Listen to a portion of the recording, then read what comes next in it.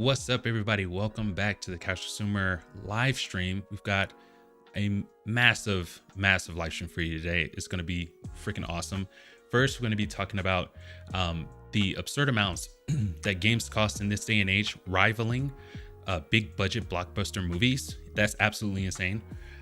Next, we're going to be talking about Sony and the dramatic drop that they got in the stock market, and if the gaming industry is growing, and it is, like, why are we seeing their stock go down the way that it is?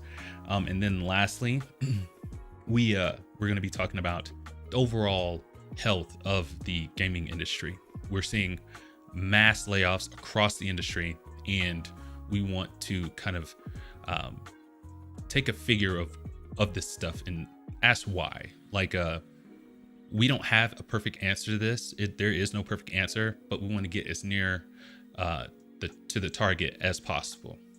But before we introduce our panel today, we're almost at 1,000 subscribers. So if you enjoy the live streams, you enjoy the videos, go ahead and leave a like and subscribe. It's the best thing you do for the channel. All right, let's introduce our panel today. All right, everybody's here. We got the whole family. How's it going, everybody? Right on. And so you and me, I mean, mine wasn't like a nightmare day, but you've had a rough week. You had a rough week. So you're doing better now, right? Okay. I'm just tired. Right, yes. It's like, you tell me you stay up or you wake up early with your husband? My son. Oh, your son. Sorry. Right. No, okay. So you're up like at the crack of dawn, even before, to get your stuff taken care of. And I stay up late because I've always had like insomnia and stuff. But yeah. It's okay. Yeah. I'll sleep later when I'm gone, I guess. That's what they say. I'll sleep when Yeah. when I'm dead. Rest That's is right. for the dead, they say. Yeah, we're alive and kicking. So we're gonna do the things while we're here. That's right. Panda, how about you? How's work been going for you, and just life, I guess? Not too bad. I mean, work could be going better, but Yeah. it's work. So Yes. that's least of my worries right now. Right on. So just hanging out with the kids, myself. It was a good day today, so I kind of was out and about. Yeah. Glad it was like a little afternoon stream, so Yes. I got all my errands done for the day and just hung out with my kids. So. Yeah, right on, man. Freaking. Excellent. I told you guys, freaking. But I woke up. She might have. I've seen memes about this, about where the husband he forgets and all this and all that. It's like, even when the wife was told him, it's like the day of. I was like, you didn't tell me that. It's like, literally, I feel like they are targeting me with those memes, because my wife might have told me about this yesterday, but so I told her, it's like, oh, we've got a 10 o'clock stream that we're gonna do, and she was like, I don't know if you'll have enough time. Just do it when we get back. I was like, why? What are we doing? It's like, well, we're going to, get pictures done. Yeah, it's freaking hilarious. Oh, Don't my worry, goodness. I never remember. I always get I told you that I was coming over this weekend for my kid. Yeah. And I'm like, are you sure? Like, and I agreed to this because he'll come over and he spends the night for like, That's so he gets funny. here on Friday, like, and he's supposed to go home on Monday. Somehow he ends up going home on Thursday. Yeah. And I'm like, are you sure? Did we really agree to? Did we really talk? Like, I need receipts. Yeah, exactly. Because it's like, oh, Mom, I told you about the field trip we got to go on or whatever, and or the project we got to do, and it's due tomorrow. You know what I mean? It's like, come on.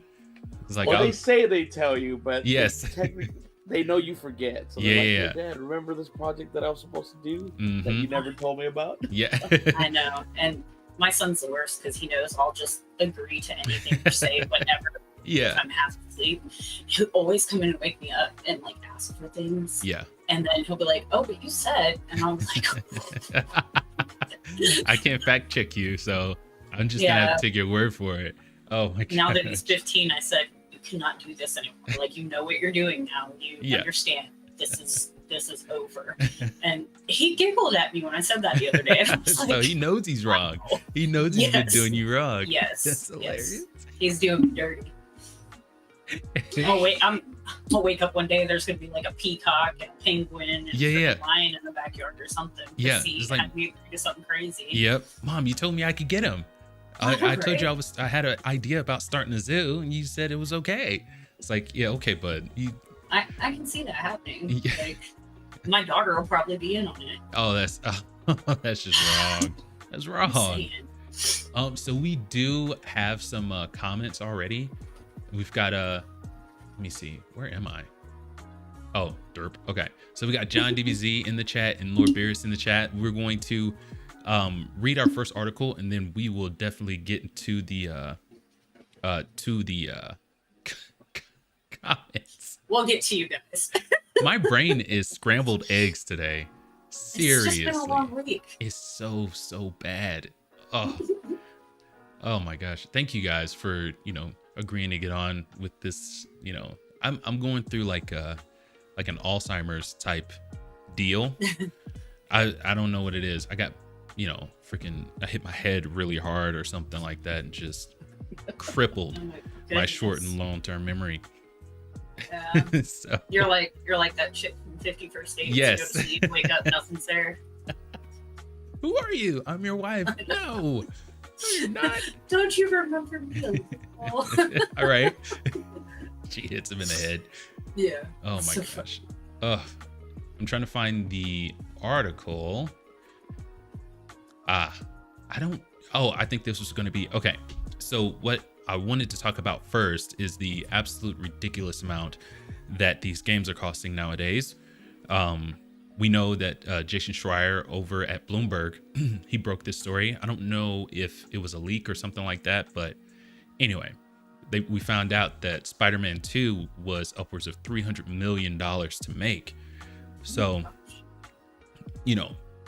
with that, we understand why, they are talking about bumping up their prices again to pay for how much money they sink into these games. But with all of that, it's just another nail in the coffin, not coffin, but we can see why the game industry is in the situation or the that it is. It's like games are way too expensive to make, and that's contributing to why they're charging us more, and it might be contributing to why these layoffs are coming up. That's not the only reason. Me and you, gamer, have been talking about this offline a lot. Yes. But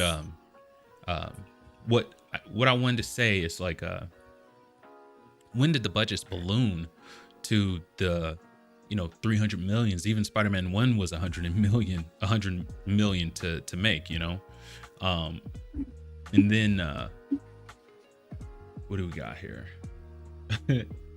right, and it to me it feels like it's a self fulfilling prophecy. Is like it takes $300 million to make a game, so therefore you have to charge more. So if the budgets inflate some more, then they start bumping up the prices and things like that. So it's just a vicious circle that we're going through when it comes to us as gamers or consumers having to pay for these games. And then lastly, this is a really good one. How much does the length of a game factor into how much they charge? I was scrolling through Reddit and someone asked that exact question. And Robert Storms, I gotta shout him out. He is a huge advocate for shorter games now, because the long extended action sequences and the stories and things like that, as elaborate as they are, and we might love them, a shorter experience is keep it a nice tight 10-hour long game, and he's happy, and that way hopefully you can charge less, but do you think that the length of these games, they contribute to their prices being so high? You know, I think so, because yeah, you know, it's more that they've got to pay, you know, the animators, the motion capture people, very true, and everything like that. I know that a lot of people were upset, like the RE2 and the RE3 remakes, about how they weren't bringing the original cast members back. Yeah. But it was cheaper for them to get new people. Yeah. And I think that we're going to start seeing that a lot. I know with Tears of the Kingdom, it was $70, and there's never been like a $70 Nintendo game. Yeah. And so there was a lot of uproar about, is this going to be normal that games are going to be $70 for the Switch now? And Nintendo had to come out and say, no, there's so much that went into this game. Yeah. You know, and honestly, like, I think $70 was kind of a steal for what you got in the game, because you had the original map from Breath of the Wild. Yeah. And then you had these Sky Islands. Yeah. And then you've got the depths or whatever. So it's like essentially 3 different games. Yeah. Because you had so much that you had to do on each of those levels.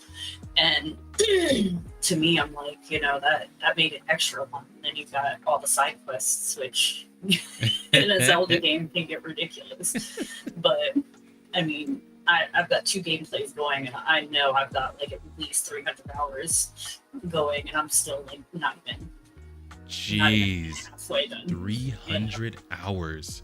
Yeah, that's crazy. I like to wander around. I like to try to find everything and explore things and do it. Yeah, I've got to do the hardest possible ways. Like, let's go down this way. It'll take me an hour longer, but I'm gonna see everything in case there's something over here that was hidden. You know. Yeah. Is that the most you spent on a most time that you spent on a game? Because 300 hours is in excess. That's crazy. That's a lot.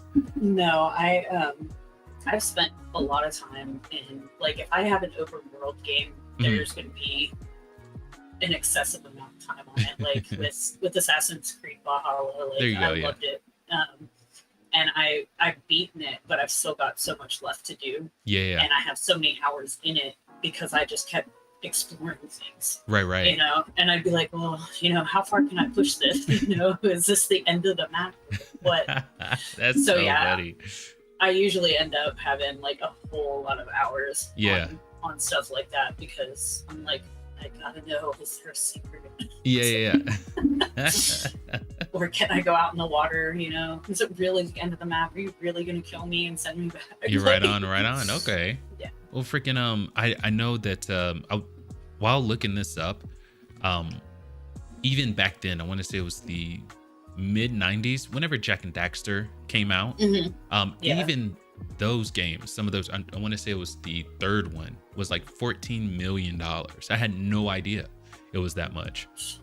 And I know they have their reasons for keeping the cost of their games under wraps.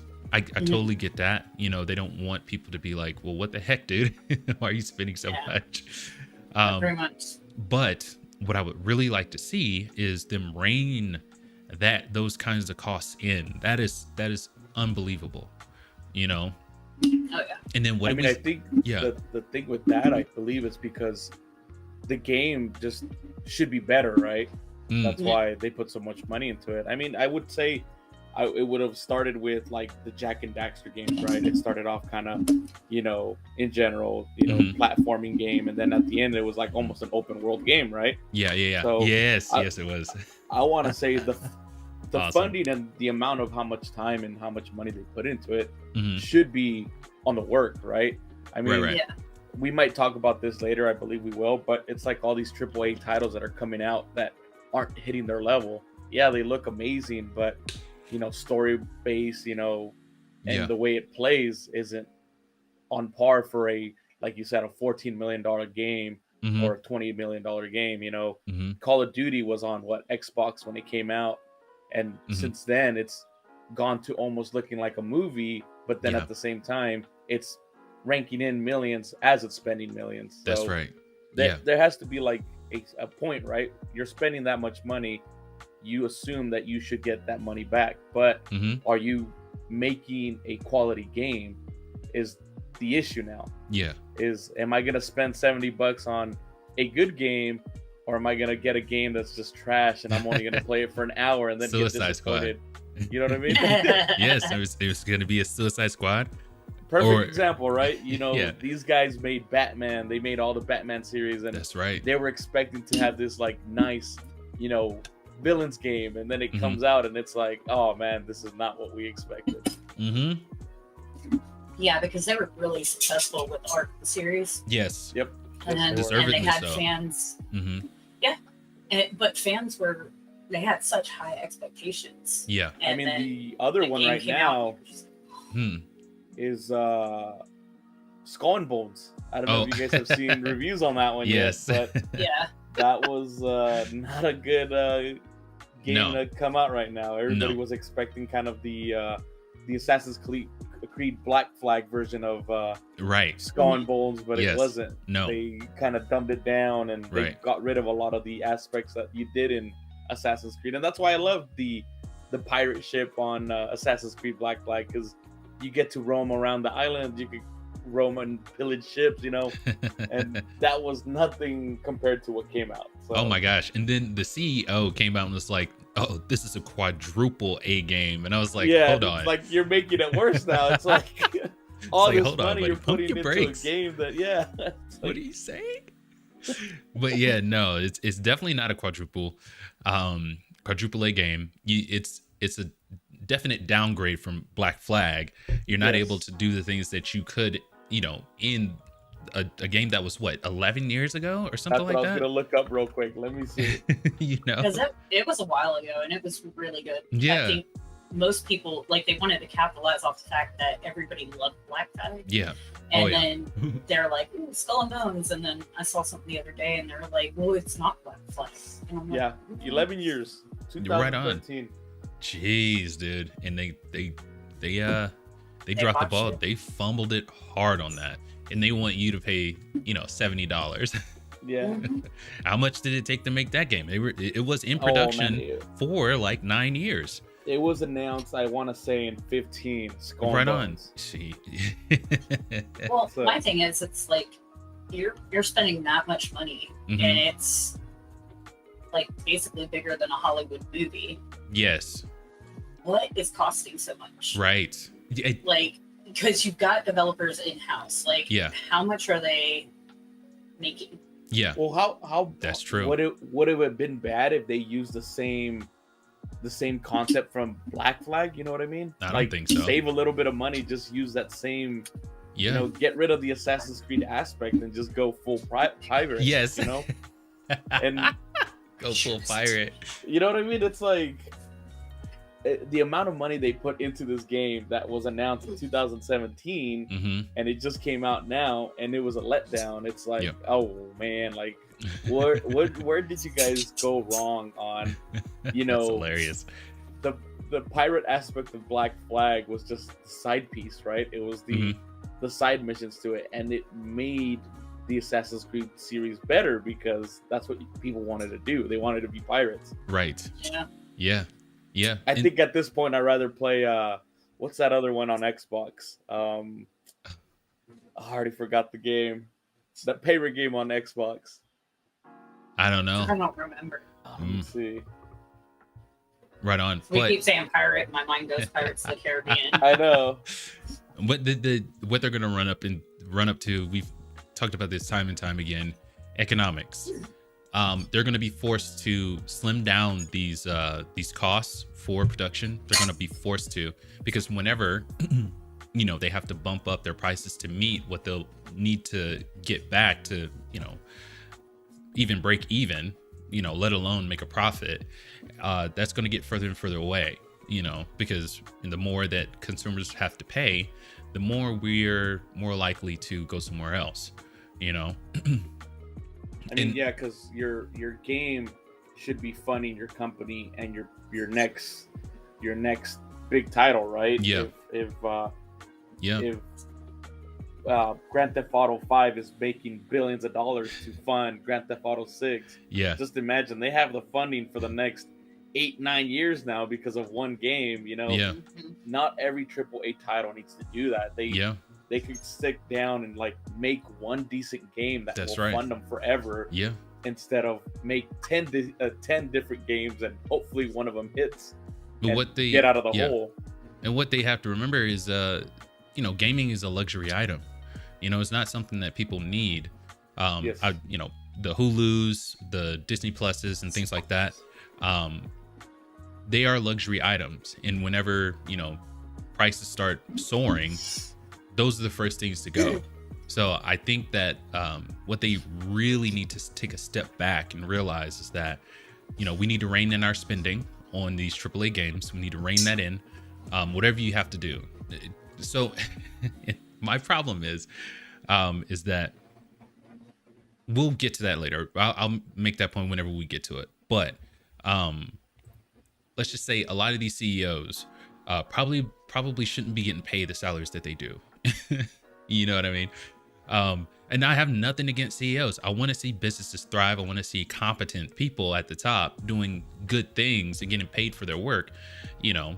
But at the same time, when you're getting stupid money, that's a problem. That is a problem. You're laying off all these people, or you know, especially nowadays, like nobody's making a livable wage right now. No, because everything is so expensive. That's right. And so yeah. I mean, you got to cut it somewhere. And hopefully they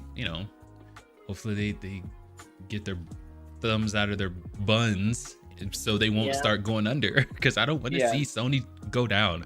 I don't want to see Xbox go down. Yeah. I want to see Embracer Group do good things because they have amazing IPs under their umbrella. You know what I mean? I want to see them that's do the good. issue is you have these companies buying all these other companies that are going down, but what's the possibility that at the end of the day they lose everything because they bought so much that they couldn't handle? Yeah. Let's get into the We're comments. Talking to you, Microsoft. And okay, just really quick. So Xbox is in the best possible position because, you know, Microsoft is worth like $3 trillion.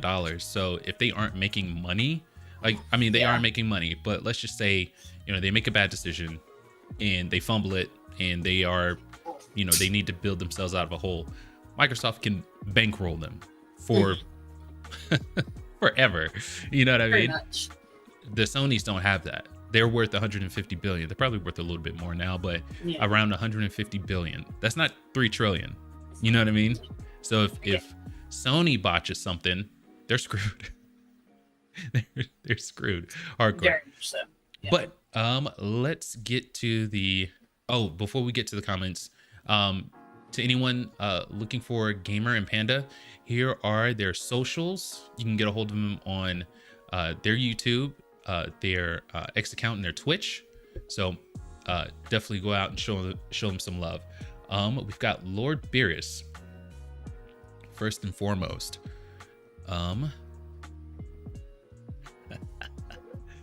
I thought. Oh, okay. So that's my bad. Uh-oh. People are upset in this house. Here. All right, there we go. Okay. Did that do it? No. Still didn't. Oh, there we go. There Woo! I almost lost hope. Okay, so Lord Beerus, Fox, Panda, and was that a cat? Oh. No, that was my child. He's trying to defend himself already. Yeah. He's like, no, it wasn't me. He was. I hit mute pretty quick on that one. Yeah. My son would do the exact same thing. Fox, Panda, and wait a second, is that Princess Zelda of Hyrule on panel with you? No, that's Gamer Geek Lounge. But honestly, I can't tell the difference between those two beautiful maidens. Oh, we got the heads up. Lord Beerus, we already knew this was coming. We're getting ready properly prepared. But that is a good one though. I love it. And I see you two go back and forth on Twitter. It's really funny. Yeah. We're pretty hilarious. Yes. All right, so the next comment we have from John DBZ. Something else to put on your list, Helldiver 2 we're not ready for so many people to play together, and Panda can help you with this chat. Yes. Okay. So we were talking about this offline. How Helldivers 2, their servers cannot take the amount of people that absolutely love this game. I think I don't know if their concurrent players doubled, but it got up to like 400,000 or something like that. I want to say it's up to 5 right now, and they got their servers decently working better now. Right on. And so you saw an article that said Sony, Panda, would you say? Yes. Yeah. Yes, that they're recruiting the engineers now to help the servers. You were telling me about it, and I was like, it sounds about right.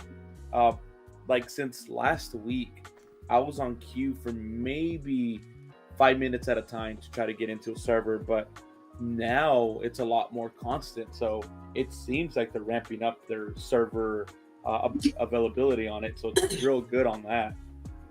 Yeah, which is good. I know that even the developers like kind of sent out like a PSA that said, you know, hey, maybe hold off on buying this because we're having some issues with the servers. And that goes back to how you guys were talking about CEO having dumb money, which it was the CEO of Helldivers telling people like, maybe you should hold off until we get settled. And I mean, people, you know, have their ways. They're like, nah, we're still gonna get it. And at the same time, he's like, well, I'm just letting you know, you're giving us all these hates, and I'm just telling you, they're working as hard as they can, and I'm not going to stand behind them and engineer the backseat of them and just let them work, which is a good way to respond, right? You don't want to push your workers to the edge of the brim and they're just going to leave. Right on. Yeah. Well, okay. I know somebody that majored in network security and stuff like that. Like, servers are a pain. They like the amount of work and like, I don't want to say programming, but you kind of do have to like program, like as far as giving permissions and all this other stuff. I couldn't imagine like trying to work on something like a gaming server. I really couldn't, because just like putting this stuff together for like corporate, it was just like, oh my gosh, like it was so much work. And then we were talking about I talked to you offline about it, about business continuity. Like you're supposed to have a way, like a plan. Like if this bank of servers goes down, where's my backup coming from? Right. You know, and all this other stuff. And so I think that they're throwing so much money into these games that they're forgetting to plan for things like servers and work to be done, or opening another server bank and stuff like that. And we were talking about Pal World. It's like $500,000 a month or something ridiculous. Yes, that's right. To run their server. Yeah, and I'm just like, you know, that's not healthy for the business. No, I totally forgot. They kind of were in the same boat that Helldivers 2 is right now. Yeah, that's funny. That's funny. I think it's just crazy that they weren't expecting this traffic. I mean, again, you know, the games in the last couple of years haven't been a real hitter. You know, it's all been hit or miss, right? You have, like we were talking about, triple, quadruple A titles that are doing well, and you got Helldivers, you know, that started off as a top table shooter game, right?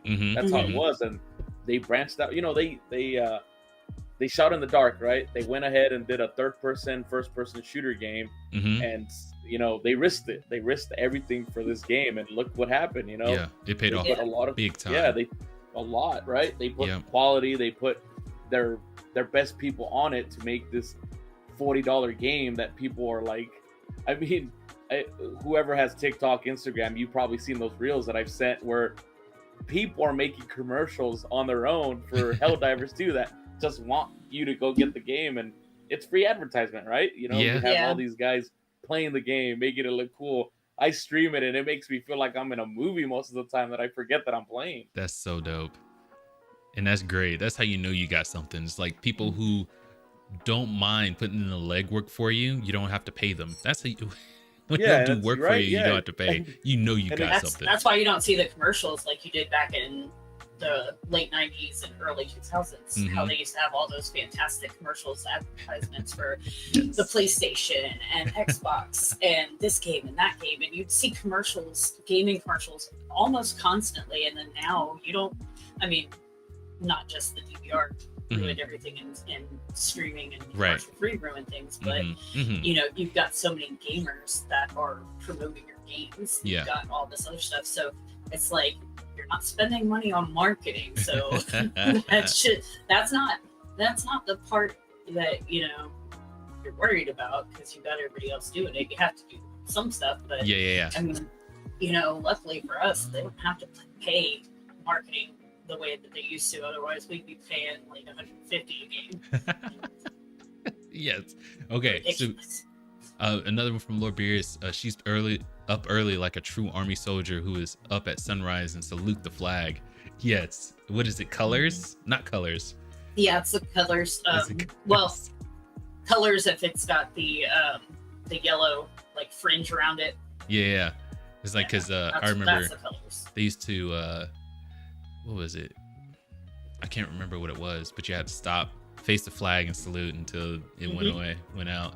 I used to hate that. Like, I'd be driving home and it would start playing. You'd be like, dang it. And you see everybody getting out of their car and they're facing and saluting. Yeah. And I remember when I first got to Port Carson, I was like, which way do I look? You know, because I didn't know where the flag was. And I was caught out in the middle of the day and it went off and I was like, Right out, we got another from Lord Beers. I wonder if you three wise people will be discussing Nintendo Direct announcements this week. I'm not gonna lie, I haven't been paying attention to Nintendo like at all. I saw a what was it? It was an article about Nintendo Switch Online surprises Mario fans with 8 free downloads. I did see that. That's about all I saw though. That is it. I did watch the Nintendo Direct. It was pretty cool. Oh yeah. Right on. I was most excited for the retro games that they announced on their Nintendo Online. Gotcha. But there were a couple ones. Like there was a good cozy game called Endless Oceans, but I don't know how much gameplay you'll be able to get out of it. Okay.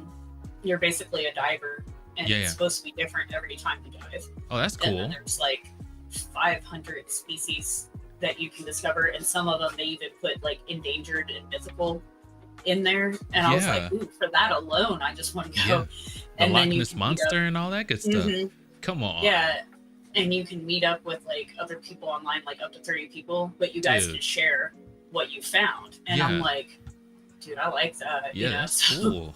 So I might actually end up getting that one. And then there's a couple other ones that were pretty good. But overall, it wasn't anything like Xbox and PlayStation are putting on there. Like it was just kind of, it was good.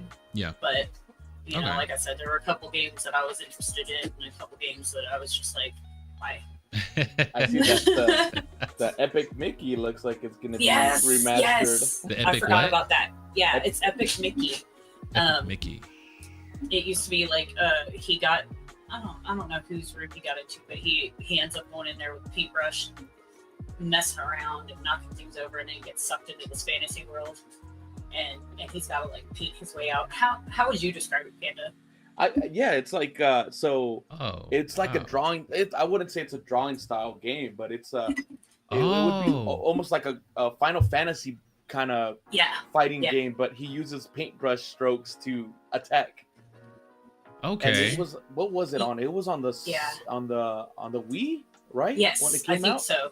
I don't know. I'm not gonna lie. I can't believe I forgot about that. That's kind of cool. I'm extremely tired, but yeah, I'm like, I'm probably gonna pre-order that one.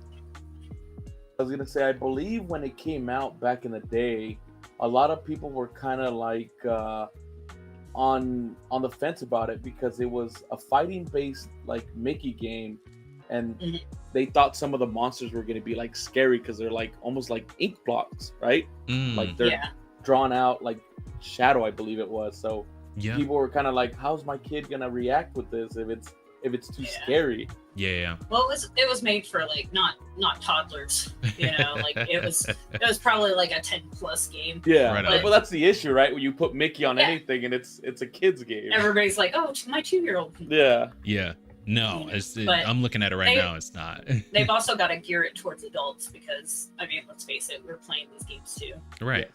But yeah, it was good back then, and it looks like it was great back then. It looks like the remaster is gonna keep the same aspect of it kind of being, you know, the fighting based, brushstrokes. Yeah, it looks about the same. So that's good. That's good that they're not really changing much of it, and that's good that they're keeping it like the same style. Yeah. Right on. I don't want to know why you just left. What are you up to, Dark Fox? Oh no, I see. I'm looking at the chat, and John DBZ, he throws one in there. That's a really good example. But I saw it too. Yes. Lord Beerus says hi, John. And then Lord Beerus says hi, John, and he also says, my opinion, these budgets balloon not because of the production costs. I think people are forging the costs to line their pockets and put the burden on the consumers, and then the grunts get the blame. We will most certainly get to thoughts on that, but you are, let's say you're speaking our language there, Lord Beers. Well, yeah, okay, so let me add to that actually, because he might have a point there now that I think about it, because look at these movies that are made. Movies are still the same price. I mean, maybe the ticket prices have gone up slightly, but you don't see a $60 movie. It's still like $30 on Blu-ray. You know what I mean? So he does have a point where, what was the last big hit? Oh man, there's a lot of big hits out there. I mean, Avatar being one of them, right? Yeah. It was all, I want to say it was $1 billion to make Avatar like the Whale Water. And it's all CGI. Yeah. and which is expensive. Oh yeah. And he is right. It might be, if these companies are trying to get more money out of it, then yeah, they're probably pushing it. But movies spend about the same, and they rely on ticket sales, right? They rely on, well, now streaming services, of course, but ticket sales was always the big thing, right? It's a $20 ticket to go see a movie, that's going to be top notch, $1 billion made, and this and that. And there's companies out there that have gone down, but some of them don't make that whole profit. They sometimes even just make half of it. Yeah, but I mean, the credits are getting a lot longer on some of these. But I've heard the argument being made that to strip some of these costs down is to get rid of people who actually don't do anything on set. You know what I mean? It's like and that's the bad part too, right? They thin everything down, and you got like the hair assistant.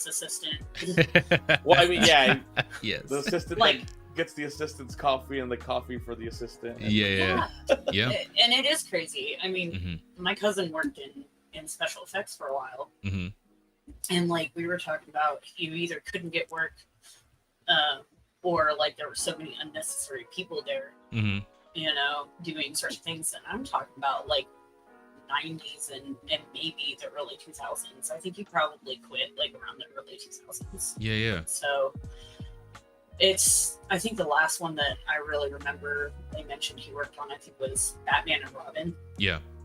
And so like that was a long time ago. Like with George Clooney. Yeah. And so I mean, he was talking about how it was ridiculous back then. We've only gotten worse. We've gotten more bougie, so that the hairstylist has an assistant who has an assistant who has an assistant who hired their nephew to come up and bring them bubblegum or something.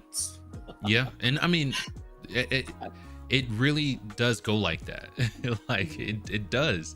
You have people in it. Yeah. I was gonna say, I think at this point it's just, if it's a big company that has the money to spend and knows that it's not going to make most of it, you know what I mean? They're going to do it. I mean, you got YouTubers now making movies. I don't know if you guys are like big into YouTubers, but one of them being Markiplier, where he's making a film-based game, and he's already said that he spent up to like the hundreds of thousands just on a film that was like 30 minutes, and he's still working on spending more of his own money, but that's his dream, right? It's to make a film of a video game.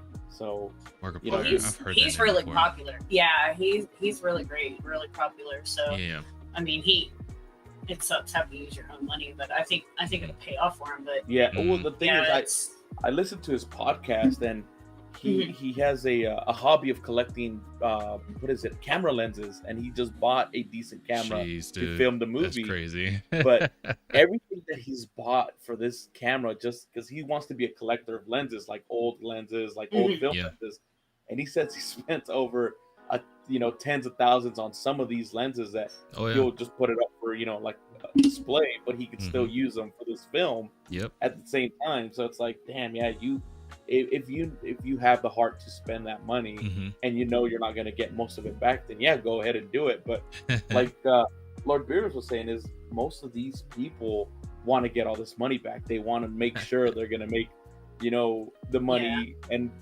all the not hard work, because most of these games they probably could have been worked on a little more than they're saying they were. Yeah. Yes. I wholeheartedly agree. We'll get to it. Hold on, wait. Okay, so Lord Beers Gamer Geek has the Hyrule Wanderlust. Okay. She does. What's wrong with her? It's funny you talked about game costs. I heard a story a while back that Rare Software spent $1 million to make Donkey Kong Country 1 on the SNES. Nintendo, yeah. Super Nintendo. Right. From beginning to completed game. That's insane. $1 million. And on That was a lot back then. Yeah, back in the 90s, I believe it was, right? So what I don't understand is, like, how come we're hearing about these ridiculous budgets now? Well, that's the thing, is like, you're making a game that's going to sell, right? You're putting hard work into it. Yeah. I want to say these developers knew they had something, right? They knew had they had the ability to make a game. They had the ability to sell it. Yeah. The NES was just coming out, so of course they're going to want a nice Gotta give you that game one. Yeah. that has to, rival Mario. And, being Donkey Kong and Mario, of course you're going to want both of them, right? You got Mario versus Donkey Kong back in the day, and now Donkey Kong has his own his standalone game. So of course they're going to make it to where it's going to be valued, right? People are going to want it. They're going to want to play it. Now it was these days, also a total revamp of Donkey Kong. Yeah, so it was kind of like a remake, a new pitch. This is your new Donkey Kong. Yeah. Well, because the whole story was Cranky Kong was the original Donkey Kong, right? That's what the lore is. I remember from the movie. Yeah. That's me, Cranky Kong. Oh my gosh, that's awesome.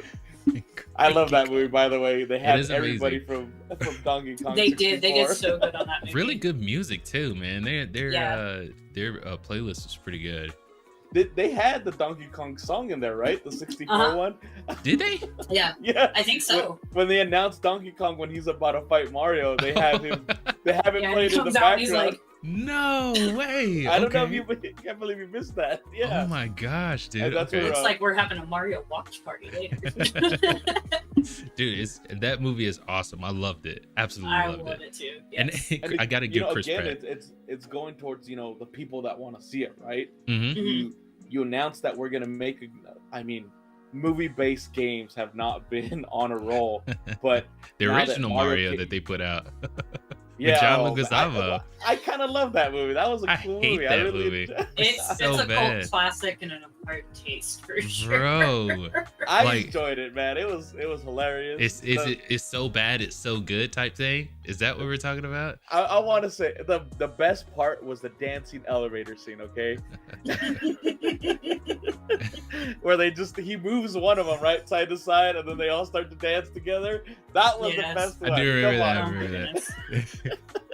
My gosh, dude, that story was gonna so be our F, that's gonna dude. be our next live streams are gonna be reaction videos to old 80 videos. We should definitely do that. That would be hilarious. I really think we should. And Mario is first up because I was gonna say. Oh my gosh, dude. We'll do old versus new. Yeah. New wins hands down. Going back to what I was saying, back in the day, they knew they had a category of people that they wanted to sell to. Mm-hmm. And I want to say back then, money wasn't an issue, right? You have Nintendo trying to be the best console out there because what was it? It was Nintendo and Sega, and slowly being PC games as well. But try to. I guess it's the whole console wars again. Trying to be the best, you got to put more money into your game. Yeah, it started with the Atari. I want to say Nintendo was the one that kind of knocked them off. So we've had console wars going back into the freaking 70s, the 80s. Yeah, I was gonna say 60s, 70s. So it's like nothing's really changed. Everything is It's like the more things change, the more they stay the same. It's just, it seems like that's true. Yeah. Well, Nintendo gets to make that stupid money because they have so much merchandising. That's true. And they won't let anybody touch it either. Yeah, and their licensing and everything like that. But holy moly. I mean, like, think about it. Like, they have like boys' underwear, boys' box briefs, girls' t-shirts, pajamas, and like, the plushies. I think I have like 3 pairs of Mario pants, there you go, pants and stuff like that. Yes. And that's another little thing. Bowser's over there sitting. Mm-hmm. That's another a thing they go off of is if it sells, right? Yeah, they can make product out of it. I've heard that Nickelodeon is real bad about that. Is they'll pitch an idea for a show, and if it doesn't sell in merchandise, they cancel it after the first season. 100%. Wow. Freaking Thundercats, all the old 80s cartoons, notorious for that. Transformers, Thundercats, yeah, freaking He-Man. Like He-Man, He-Man came out solely to sell the toys. Oh yeah. Which I have a lot of He-Man stuff, so I'm down for that. Right. Like, I had an older watched, brother, so that was what was cool. I haven't watched the Revelations. I haven't watched it, but the figures they have are freaking awesome. They look so good. He-Man has never looked better as far as the action figures go. I've got He-Man and Battle Cat, and then there you go. Skeletor. Yeah, yes. They're all on my, like, I have a cube shelf that sits under my TV in my room. Yeah. So they're all positioned up there. That's dope. I was gonna say, not to burst any bubbles, but I heard that Fortnite might be bringing those characters to Fortnite as well. Right on. Say what? I'm still not gonna play though. I don't play it, but I'll watch every once in a while. They're planning on getting He-Man, and I believe the next one is Power Rangers. It's like, if you couldn't get me with Ninja Turtles, you're not gonna get me. Right. Man, you're missing out. The Ninja Turtles look sick. That's all I gotta say. Dude, that's okay. I said they didn't get me with Leon, and yeah. They didn't get me with Resident Evil characters. And my son tried. Yeah. He's like, Mom, look, it's Claire, it's Leon, it's Ada, and I'm just like, yeah, let's go. I'll watch you. Yeah. It's like they didn't get me with the lightsabers, so yeah. Cause isn't Ahsoka? She's on there too, isn't she? Yeah. Yes. Yeah. Right on. Yeah. But like the Ninja Turtles, they look so good on Fortnite. How come we can't get a movie to make them look that way? Right? How come? There was another thing that they were talking about, how back then when they put Spider-Man, how they were saying, how come Fortnite's physics of Spider-Man is way better than other standalone games that I've tried. And they weren't like talking about Sony, but they were saying that the Sony Spider-Man physics matched almost exactly like the ones in Fortnite. That Fortnite put so much work into their web slinging that people were like, damn, they worked that hard to put the animation on a swinging, just because it wasn't Spider-Man, you could get the item dropped in Fortnite, so any of your characters can look like Spider-Man swinging up in the air. That's hilarious. Right. I don't know. Maybe people need to start partnering with Epic and outsourcing. We've got 1, 2, 3, 4, like 5 more comments. We'll get through these real quick. Lord Beerus, I'm thinking at this point the game companies one day will probably take a game and split it into multiple parts and still charge a fortune for each part to get more money out of people. Yeah, I like how they do with the Lord of the Rings. What's the one that what's her name? Jennifer Lawrence is in that one. The Hunger Games. The Hunger Games. The Hunger Games, they did that. Some of those it'll be like Harry Potter where you get 8. Yes. Or Lord of the Rings, The Hobbit or whatever. Or the one that they did after that. It's like it's like, oh, it was a pamphlet and they made it into a full-fledged movie. It's like, dude, why would you do that? Oh my gosh. The Rings of Power, the addendums. It's like they made it into a full-fledged movie. It's like, dude, you gotta stop. This isn't going to work out well for you. John DBZ, with paying a lot of money to make games, I would understand with things like the new Final Fantasy VII Rebirth and the Elder Ring update, because that's hard work. But when you see other type games that look bad, this is true. Oh, and this is John DBZ with example Lord of the Rings. Yes, Gollum. Yes. Oh that man. that game got trashed. Yes. Oh yeah. Oh yeah. It was horrible. It looked bad. And did you guys see that King Kong one they came out with? Oh man, that one's even. Oh. Oh my gosh. Oh, I would. It's like, how did that even get put out? They shouldn't have. I would have played old Xbox 360 King Kong. I don't know if you guys ever played that one. No. Oh my! See, When okay, that one made me want an Xbox 360 was that King Kong game. That one you should look up gameplay too, because that one was a great game when it came out. Movie-based tie-in to the King Kong movie that had Jack Black in it. Yeah.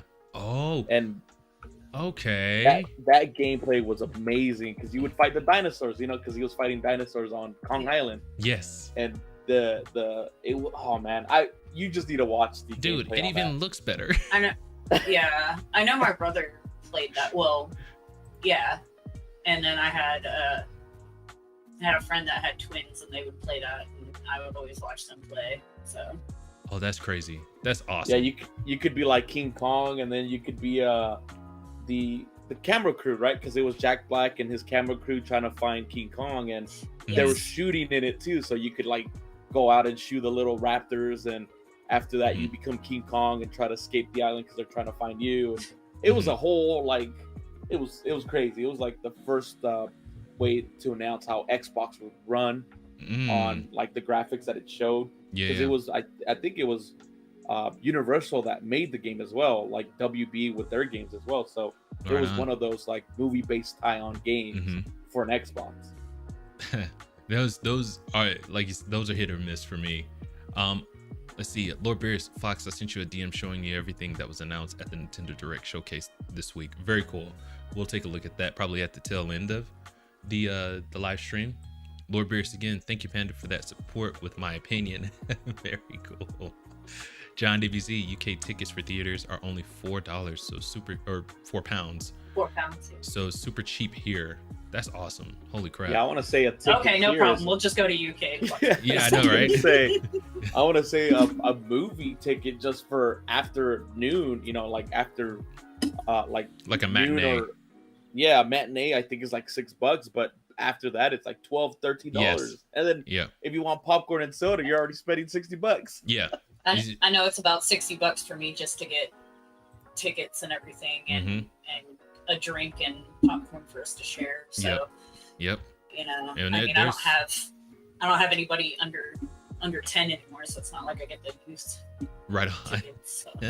But like whenever we go, we'd have to get like 2 or 3 like big popcorns, 3 big drinks, and then not to mention the ticket. So it's like, it's crazy. We haven't been to the movies as a family in a long time just because it's so expensive. If I see a movie that I just I can't miss, I'll just kind of sneak away and go by myself, which my wife hates. But that's how I be rolling. I'm telling you, this is another one from Lord Beerus. I'm telling you, go back to the 90s Rubber Suits TMNT. Okay, I'll finish. That's what the fans want, not the stuff they've been putting out lately. Lord Beerus, I 100% agree with you.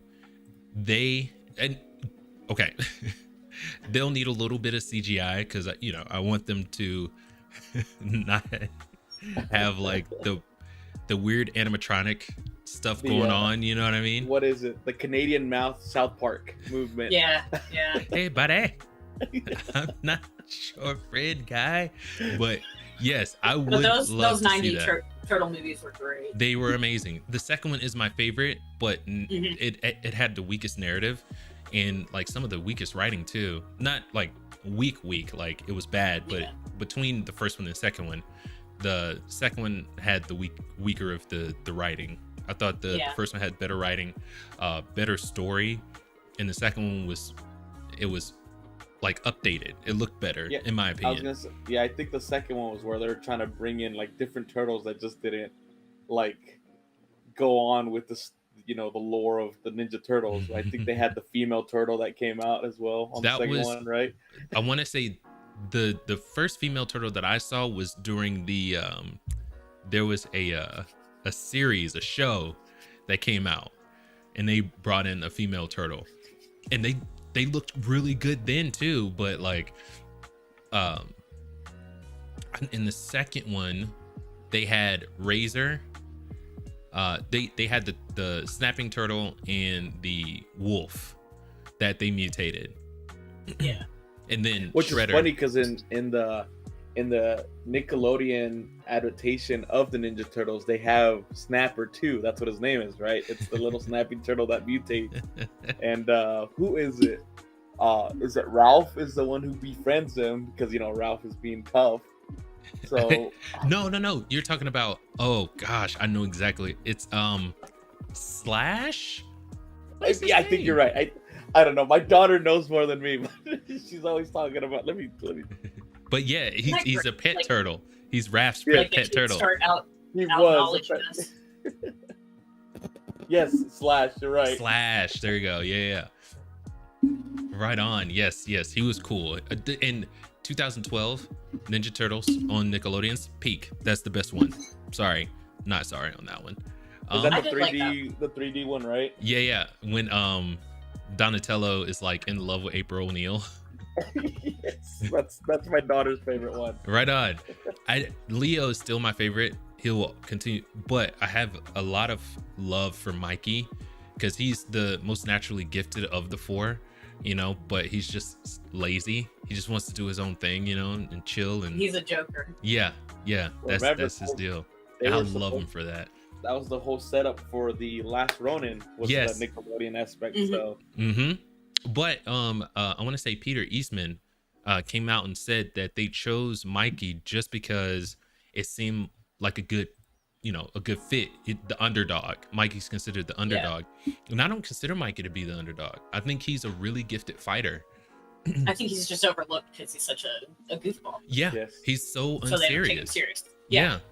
Oh yeah. And that's perfect for especially fighting and Mhm. stuff like that. Like I think that's what probably makes him basically the best because he's not taking anything too seriously. Right, 100%. Let's get into our second story. We're going to be looking at PS5 and how their stock price, or their stocks plunged like $10 billion because they missed their projections for their PS5 sales. So I want to say they were supposed to hit 25, and they reeled that into about 20 million units sold. And so let's see. And I wanted to talk about what they could do to kind of bring their the love and the excitement back to PS5, because what are they going to do going forward? It feels like Xbox is on the cusp of pushing the gaming industry into uncharted territory, which is really exciting, and Sony is kind of staying back into in the pocket of what feels safe, what I mean? And I just like when the brick and mortar stores who refuse to put their businesses online, I feel like it's going to leave them behind. So what I would like to see is them innovate, put their games on more consoles, so bring in more players. But we do actually have an article that I wanted to read through real quick. I do not have anything highlighted on this, but it is a short article. I'll just read through it really quickly. So we've got Sony plunged 10 billion after its PS5 sales cut, but a bigger issue is its near decade low game margins. That is hold on, I do have it highlighted. I thought I did. Anyway, okay. Around $10 billion of value was wiped off of Sony's stock last week after the Japanese tech giant cut its sales forecast for its flagship PlayStation 5 console for the fiscal year. Analysts who already thought Sony's PS5 target was too lofty told CNBC a bigger issue for the company are its declining margins in its key gaming business. So, and this is by Arjun Karpal over at CNBC. Where I really like is where he talks about how great their sales are. So their revenue on digital sales, add-on content, digital downloads are at an all-time highs, and yet their margins are at decade lows. This is just not acceptable. Goyle is a like a financial analyst, I want to say. Goyle qualified that current margins for Sony's gaming business is almost near decade lows. The analysts questioned how, with all of those higher margin products, the gaming division's operating margins has remained so depressed. Sertan Toto, CEO and founder of Tokyo-based games consultancy Canton Games, said he believed hardware production costs have actually come down since the PlayStation 5 is more than 3 years old, and Sony would have better economies of scale by this time.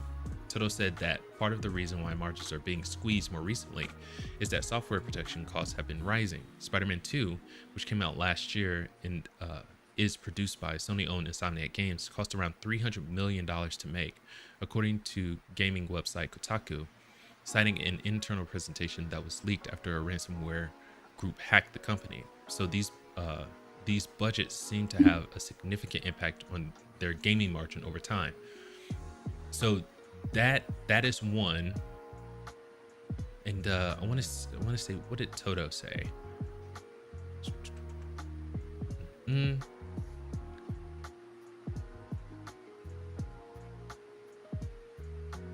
Okay, so I want to say they cited more than just the cost of the games, but I cannot find where it was. You were just see it on the screen. You can see this screen, can't you? Yes. Oh, okay. But people have been running away from Sony, like it's going out of style, dropping $10 billion. I checked their stocks too, and like it was like the day after they had that earnings call, it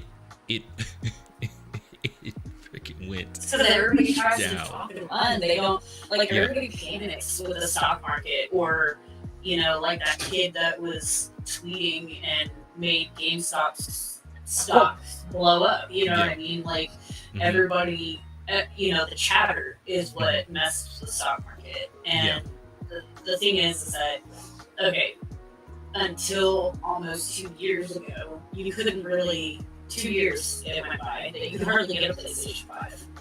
Yes. There was a problem with production, I guess it was the chips or something like that. Well, now they're not having production problems. Now they're able to have them on shelves in stores. But the price has dropped, either not at all or maybe by $50. But, economics, the way that works is, the more supply you have, the less your cost is. Right. And they haven't done a major price cut yet. And I think that they would sell more if they went ahead and did that, especially because it's hard times right now. There's been inflation everywhere. Yeah. I know for me, like, there's many games that I haven't been able to buy recently because it's just too expensive for me. I have a 15-year-old, he eats everything, and I got the animals and everything else, and it's just, it's so expensive right now. So I think it's, gaming is, for me, it's mental health. For me, it's entertainment. It's something that I love. I grew up gaming, and so it's something I'm always going to try to prioritize. Yeah. But not many people can justify that. Yeah.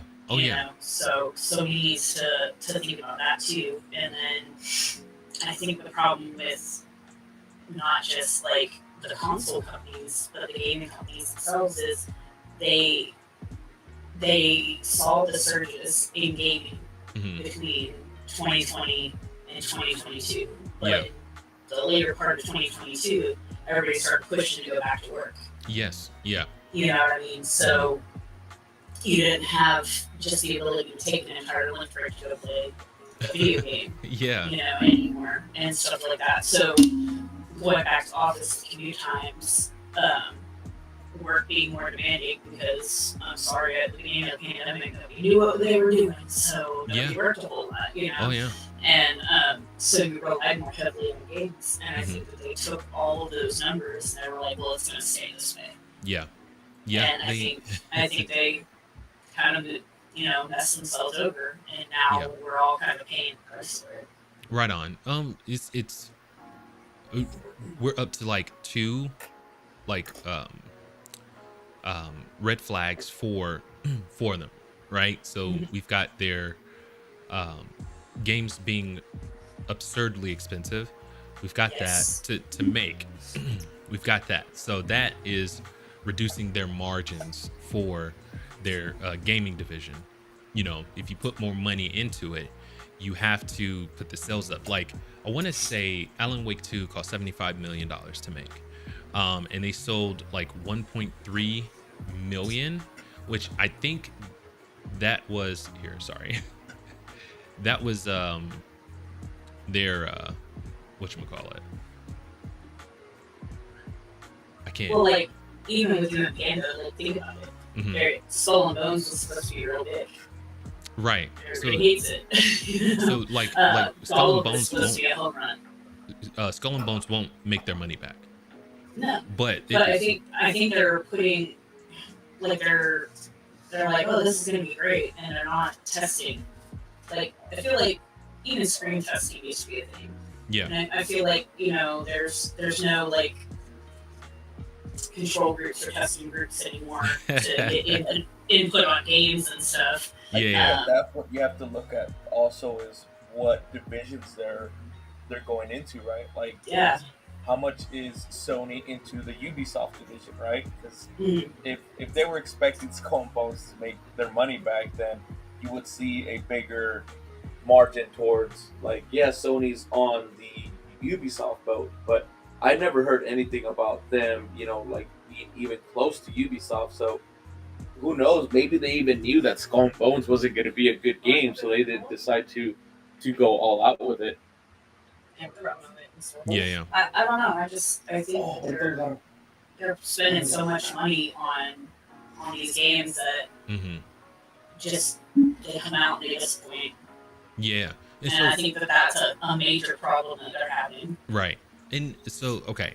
So what I was going to say is if, like, let's say, you know, Alan Wake didn't make its money back. That means that they've lost a bunch of money on making that game. So, you know, that means going forward, they don't have enough money to put that, you know, decreases their margins for their gaming divisions. So we've got the massive amount. So you have a small room for error whenever it comes to making money. So if you don't get your projections, you break even or don't make your money back or something like that, your margins, you know, you keep doing that, you're gonna run out of money. You know what I mean? So they need to rein in these costs for these games, and take a little bit of emphasis off of the shareholders, because I think that's another place where they're getting really screwed over. You know, because they need to make it look like they make a profit, or, you know, they get less money invested, and then less money invested shrinks your company. Not a lot of investment money coming in. It's a vicious cycle. Right. So we'll get more into that whenever we talk about this third story. But let's get a look at the comments real quick, because I know that John DBZ and Panda and Lord Beers have been going at it. I'm sure. Okay, where are we here? Okay. So we got Lord Beerus. The second one was supposed to be about Ultrons, but Ultrums, but got cut for unknown reasons. Ninja Turtles, I'm assuming. Ultra. Goodness gracious. I feel like I'm spelling that wrong too. Oh.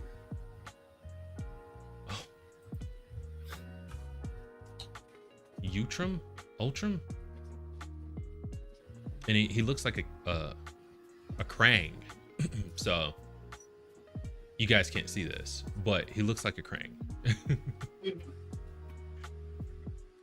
Maybe that's, see, okay, now you're getting me, buddy. You're getting me. Okay. Lord Beer's TMNT Next Mutation, it was produced by the MMPR company. Okay. Is that what you were talking about with the Utrum? Or, yeah, I think that's how you pronounce Lord it. Beers just knows all sorts of things. Yeah, he's like plugged in. John DBZ, I think Geek is moving to my town in the UK. Movies, kids are free. Oh, dude. All right, man, I'm coming. I've always wanted to live in the UK anyway. We'll talk later. Lord Beer says, Raphael team represent. Thank you. He's one of those, he reminds me a lot of Vegeta. He's got a temper, but you love him anyway. You know what I mean? So, but I am Team Leonardo. That's me. John DBZ, I'd see you next time, Beerus, and have a great day for the team. Really late here, so gotta go. Take it easy, John. It's been awesome, dude. And then Lord Beerus, take care, John, and stay retro. 100%. I love it. I like that. That should be your new slogan on your channel. Stay retro. Stay retro. So the last one we're going to talk about, and this hopefully brings it full circle, is the Embrace the CEO, and how massive amounts of layoffs are happening, you know, in Embracer specifically. And so what I wanted to tackle with him was the timeline when everything really kind of got out of whack for the game industry. So it's still growing. The game industry is growing without a doubt. I want to say by 2026, we talked about it's supposed to be at $382 billion, supposed to be at a worldwide worth of $382 billion. So it's growing from 286. It's growing still. But why are we having all these layoffs? You know, say they're making money hand over fist. Why the layoffs? Why are we why does it feel like we're shrinking in the game industry? You know, even though there's growth, it looks like we're shrinking. Right. Because of the stuff that they're doing. Yeah. I know when you and I spoke this week, it was like Embracer, they were talking about they'd overinvested in the gaming side. And so, I mean, I can see that. Like, you've got your Skull and Bones. They put a huge amount of money into it, and it didn't work out. Gollum didn't work out. So I can see that. But again, like I said, it's going back to that COVID mindset where you think you're going to sustain this. Well, it's not. The world is changing, not necessarily back, but it's changing because we've got bigger expenses, like a gallon of milk. You know, I went to the store yesterday, and a gallon of True New chocolate milk was $6. Yeah. I can't have my chalky milk. It's rude. You know? So, so, you know, we don't have the money to spend on games like they were before. So they're throwing all these, the way that I think from the Embracer article, as well as some other articles I'm reading, is they decided to hire all these devs and throw all this money into all this stuff, and now they can't make the games that they wanted to, or pay the people the way they wanted to, or whatever. So now they're having to cut them off, even though the game industry is growing.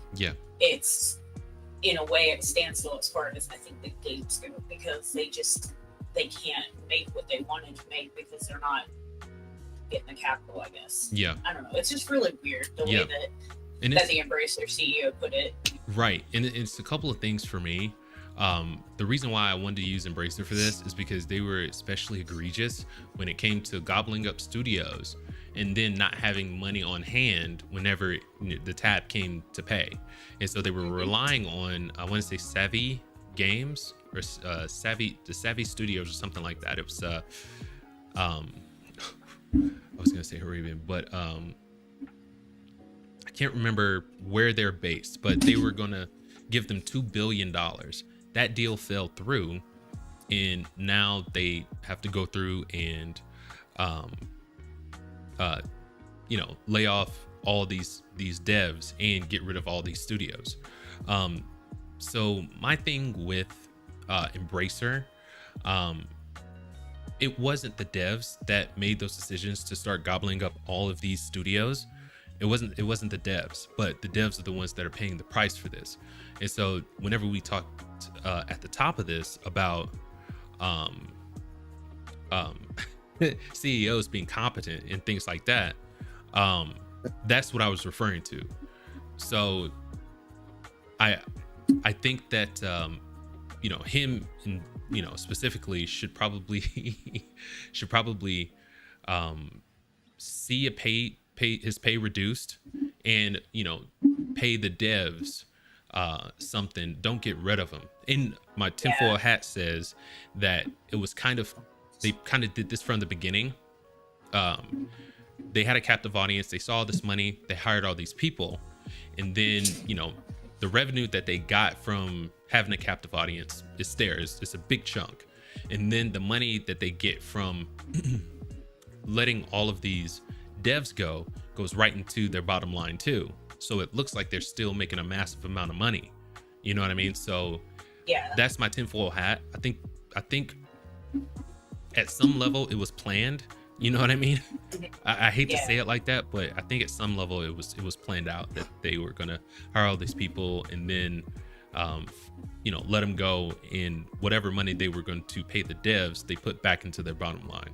You know what I mean? They probably did. Yeah. But I know with Embracer, they were just like, let's spend all this money that we don't actually have because someone just said word of mouth. Yeah. We'll do this. Yeah. You know what I mean? And then they started doing all these investments and all this development and all this other stuff. Well, oh yeah. You can't. That's not smart business. Who are you? Right. Yes. And it might be that Embracer needs a new CEO or a new chief financial officer or something. Things are getting crazy. Yeah. What's funny is I watched they were doing a presentation and the CEO, especially their mobile division, is doing very, very well. That I want to say that's the part that's making all of their money, and mobile is a big market, so that makes sense. But their restructuring program is working because they are starting to make money in gaming consoles again. Gaming, or how did he put it? In their console division, they're starting to make a little bit of money. So their restructuring is working. Wouldn't have to do it if they would have just planned ahead for this, known that this wasn't going to last forever, because how could it? And the money that they saw during that influx of money, influx of people that were buying consoles and buying games, that was going to go away as soon as people were able to go outside again. They're not, there's no way they couldn't have known that. So that's why I have the tinfoil hat for it's like kind of trying to think this stuff through. You got forecasters. That's literally their job. The chief financial officer, that's their job, to make projections, to make predictions, to plan things out. Did you not take economics? Did they just decide that they were going to take a shoe salesman and make them the chief financial officer? Like what happened here? I'm not in accounting or finance in any way, but I still remember what I was taught in economics. Yeah, and I only got as far as economics 101. So, I did 101 and 102, and even I'm going, what are these choices being made? They're not good ones. This is not what they taught us, as far as business and finance and all this other stuff. So that's why I think there's a lot of irresponsibility going on in the gaming industry over the past several years. So. And I mean, it's not relegated to the gaming industry. The movie industry is going through the exact same thing. Freaking Disney decided to create Disney Plus at the height of the pandemic, and they're still not making money on that. So it's like, well, I'm not gonna lie, that was a pretty good idea to do that, but it's like you gotta have good products too, Yeah, well, I know for my brother called and was like, "Do you have Disney Plus still? Because if not, we got it with our internet now." Mm-hmm. Mm-hmm. You know, I have HBO Max through my internet, and then like my ex, like with my son's phone, he's got Disney Plus because it's through the phone company. So it's like, how much money are you making by getting these packages included in these cell phone plans or TV plans and cable plans and stuff? Yeah. It can't be the same amount as if you had subscribers. Right so, I mean, Disney can afford to lose money because they've got that stupid money. Yeah. You know? They're that old money. You know? Right on. So I guess they can kind of afford that, but they look at how much they're putting into it though. Like, did you watch Percy Jackson? No, like, I don't have Disney Plus. Well, that was wicked.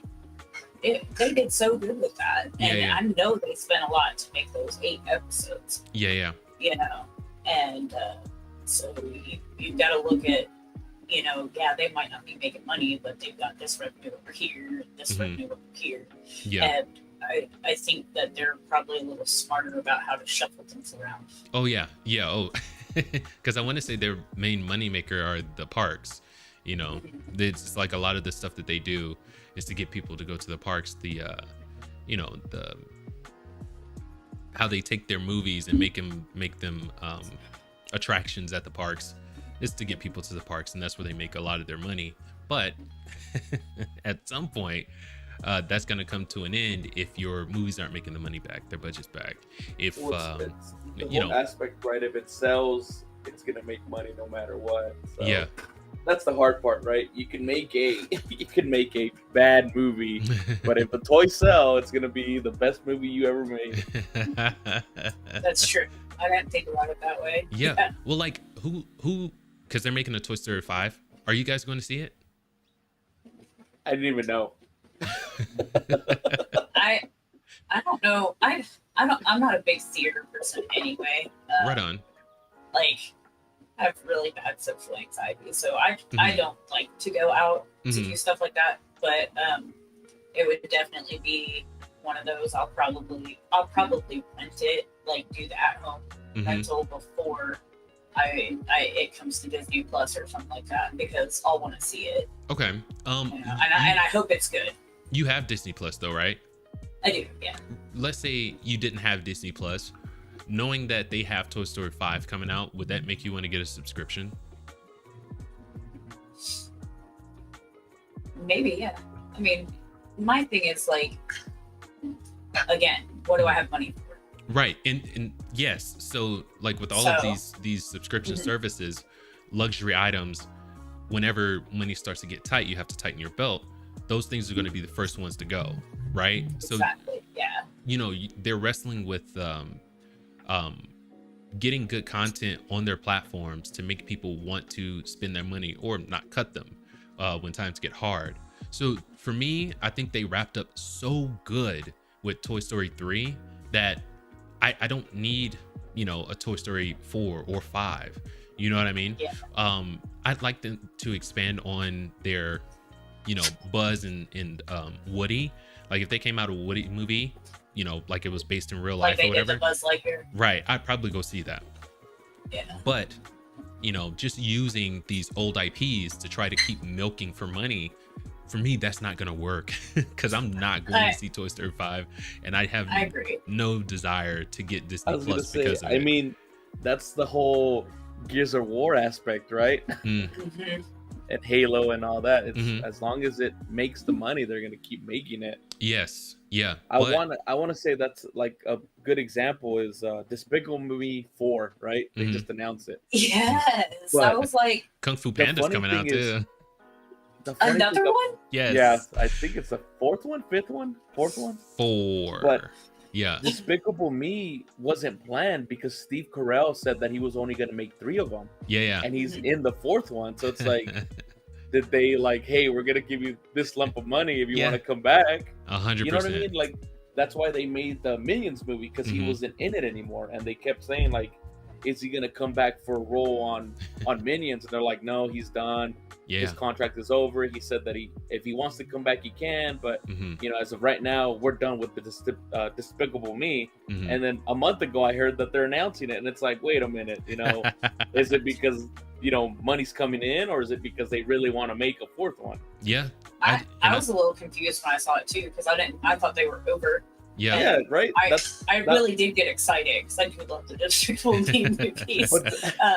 I'm more likely to go see that than Toy Story. Right but on. Then again, maybe that was part of the plan, right? Is say the series was over, and then like, hey, guess what? We still made one more. Here it is. That's true. Because think about it. Like nobody wants to go see Pirates of the Caribbean anymore. But I guarantee you, if they said Johnny Depp came back, everybody would. Oh, I would go 100%. See it, Yeah. sure. Yeah. Yes. Yeah. I love me some Johnny. Don't get me started. But the ones that you're in are good movies. It's whenever you start having diminishing returns, you know what I mean? Like the quality, the story, the writing, and all that good stuff, and you feel like it's not as good. I'm not going to go see it. I'm not going to go see that movie. Same thing for games, right? Too. Yeah. Like if I felt like that Metal Gear Solid didn't have any more story to tell, which I think it does. I think it has a lot more story to tell. I wish they would make more. But let's just I felt like they've reached the end. The story, that last story, it kind of wrapped up pretty good. I might, have second thoughts when they come out with the Metal Gear Solid 6 or something like that. You know what I mean? If they didn't have another story to tell. And that's another aspect of this that gaming movies, they have to keep in mind whenever they decide to make the budget $300 million. It's like, are we really going to make this back? Is the story strong enough to get people out and talking about it and wanting to come out to theaters, or buy it digitally, or go out and buy it off the shelves? I don't think they are doing that. I think that they think that they can do whatever they want and people are just going to pay. And I think people are getting tired of it, and this is probably the best time for them to get their crap together, because they're seeing people with less disposable income picking and choosing what games they're interested in. And so this is a good time for them to kind of buckle down, get some good writers, get some good devs, and make a good game, and people will buy it. My limited money is going to go out to something good. If you make a really good game, I will buy it. But what were you saying, Gamer? Sorry. Oh, I was gonna say you're absolutely right, because there's some games that I will absolutely pre-order or buy the day that they come out, because they've not disappointed me. I know they're gonna be great.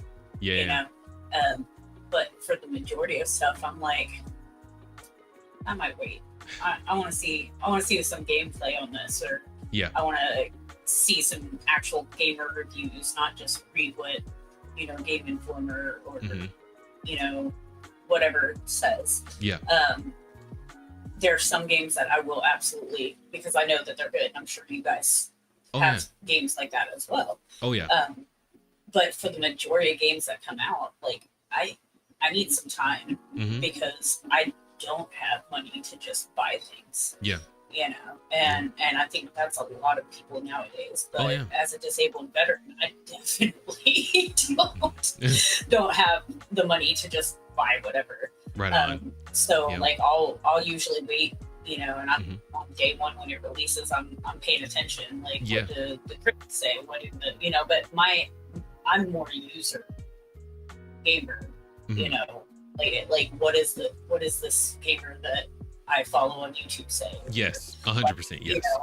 If I know that we have similar tastes in games, I'm gonna get with you and be like, hey Fox, what's this? Or hey Panda. Even Lord Beerus, he knows my style of games and things I like, and he'll recommend stuff to me all the time. I trust that, because we know each other. We all have like similar tastes and stuff. But nowadays, I can't trust that you're going to put out a good game, because like my older son was ready for Gollum, and then he was like, "This sucks." I was like, I'm sorry, like I felt so bad for him. Oh my but I gosh. was like, eventually you'll learn. Yeah, and that puts Yeah, I was gonna say, I puts a think bad taste in. yeah. Sorry, I was gonna say, Panda, go ahead.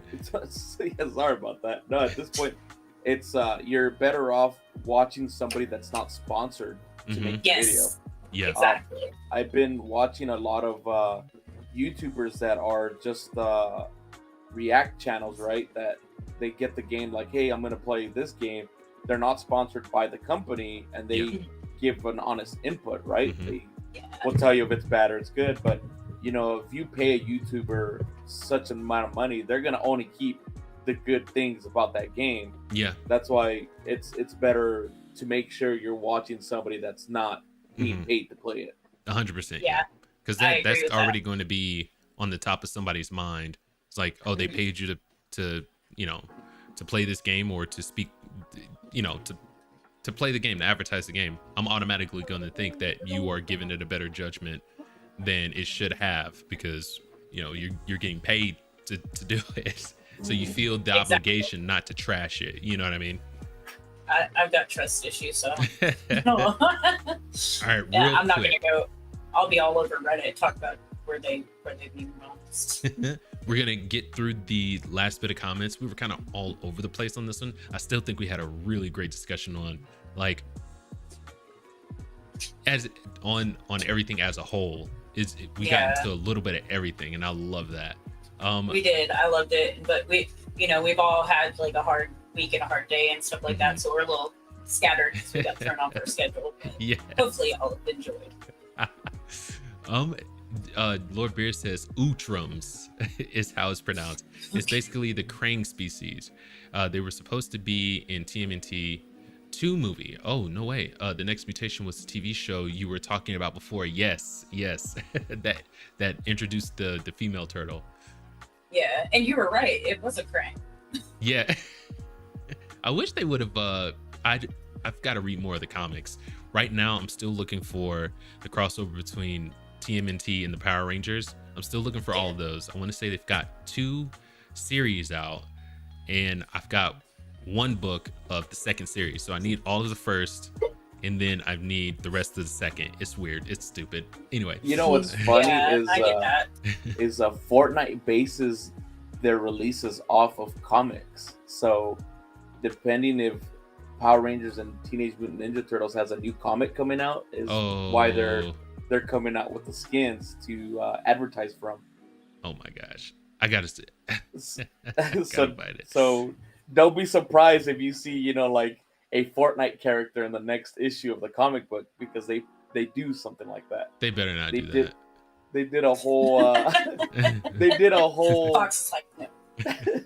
They did a whole Batman universe with the Fortnite characters coming in and helping them out, to try to stop the Bat who smiles, and it was like a real dark comic that they did for Fortnite, and it was like, oh man, that's something different. Right on. I mean, as long as you keep it in Fortnite, I'm good. Don't get your Fortnite in my TMNT. It's like, don't get your chocolate in my peanut butter, dude. Don't do that. You might have a Reese's cup by next week. No, thank you. Nah. I get what you're saying, Fox. I'm not saying. Lord Beer says Professor Jordan Perry from TMNT 2 was supposed to be an Utrum at the end of the movie, which would have led into the 3rd movie involving the Krangs.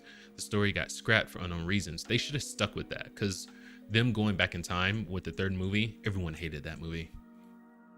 Whatchamacallit? Oh, this is from J Book. Hey, J Book. That's right. COVID flipped everything upside down, and we haven't adjusted yet. This is true. The gaming industry is still growing, which is good, but it's like all these studios are in disarray. They have no idea what they're doing. But tinfoil hat on, I don't think they're that stupid. I don't think they're dumb enough to believe that we were going to stay inside for the rest of time. So I think that they used the firing of these devs to add to their bottom line. That's just me. I kind of think so too, because if you think about it,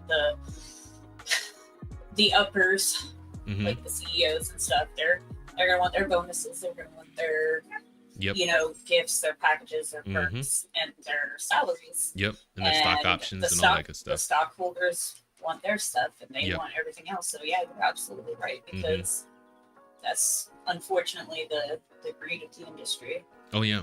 And as far as the stockholder thing, the big businesses are beholden to those guys. So if they don't have an arrow pointing up, they're having less money being invested in their company.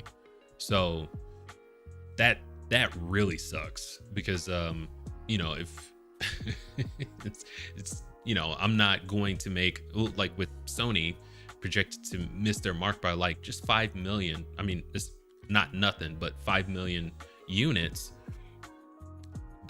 and their stock dropped the way that it did. It's like, holy crap, dude.